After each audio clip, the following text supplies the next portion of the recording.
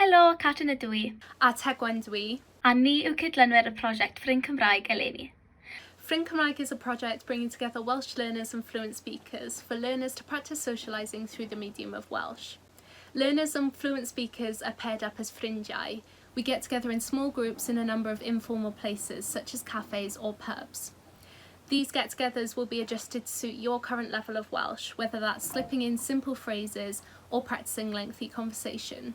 Prosiect gwirfoddoli yw'r prosiect Ffrind Cymraeg sy'n dod â siaradwyr rhugl a dysgwyr ynghyd i gymdeithasu trwy gyfrwng y Gymraeg.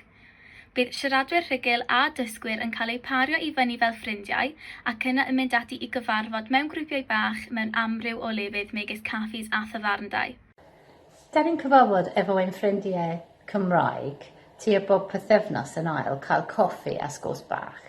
Mae'n defnyddiol iawn siarad efo pobl sy'n siarad y iaith yn naturiol oherwydd da ni'n just yn siarad efo dysgwyr eraill yn y dosbarth. Cofiwch, mae dysgwyr eisiau siarad Cymraeg a da chi medru helpu nhw. Da ni'n mwynhau y sgwrs efo ein ffrindiau Cymraeg. Gobeithio da chi'n mynd i fwynhau y sgwrs hefyd. Ia, fi yw Beth. Fi bellach yn fy nhrydydd blwyddyn yn gweithio gyda prosiect Ffrind Cymraeg a fi wir di joio'n amser gyda'r prosiect eleni. Fi di gweld hyder unigolion yn datblygu gymaint o fewn eu hunain ac o fewn yr iaith a fi bellach yn galw rai o'r unigolion hynny yn ffrindiau i fi. So ni wir yn argymell unrhyw un i gymryd rhan yn y prosiect. Mae wir gwerth chweil a chi'n cael gymaint o hwyl a gymaint allan ohono fe.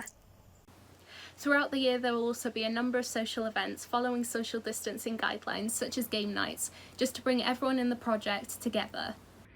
Byddwn hefyd yn cynnal digwyddiadau cymdeithasol megis noson gemau mwyn dod â phawb sy'n rhan o'r prosiect ynghyd yn unol ar rheolau ymbellhau cymdeithasol.